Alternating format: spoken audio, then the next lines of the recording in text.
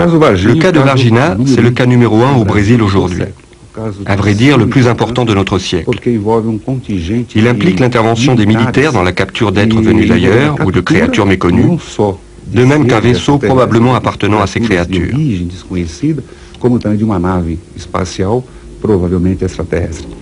Le 21 janvier 1996, 3 jeunes filles ont vu un alien.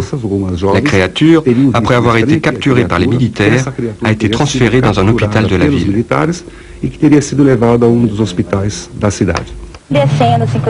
Nous trois, nous descendions ce chemin lorsque nous avons vu contre le mur là-bas quelque chose de très étrange. Une chose ronde, très bizarre. Nous avons eu tellement peur que nous n'avons pas osé regarder longtemps et nous sommes partis en courant par là. Pendant qu'on courait, on a regardé derrière nous. Il était toujours là, il n'avait pas bougé. Il avait les bras et les jambes comme celles d'un être humain. Mais en faisant bien attention, il n'était pas normal.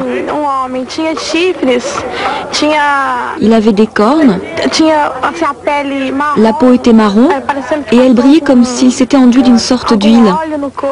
Il avait de grands pieds et de gros yeux exorbités rouges. Il était accroupi contre le mur, avec les bras entre les jambes. Si ça avait été juste un homme accroupi par terre, on aurait pu passer par là. Mais comme il y avait cette chose si étrange, eh ben, on a changé de route. On avait trop peur. Selon la description des 3 filles, la créature qu'elles ont vue aurait cette apparence. Et après, nous avons eu le premier témoignage, celui d'un militaire qui a voulu garder l'anonymat.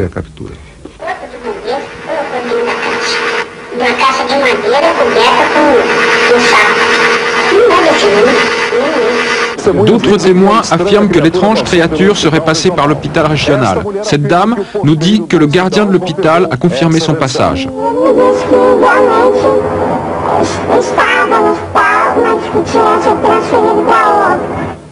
Le témoin dit aussi avoir parlé avec une infirmière.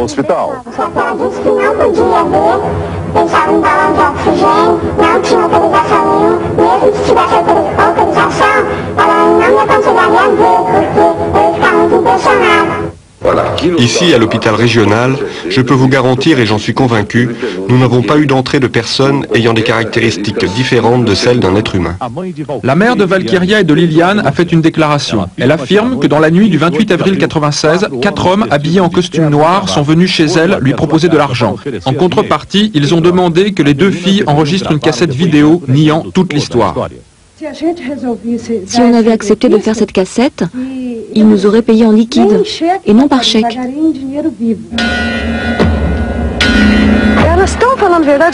Elles disent la vérité, je vous donne ma parole.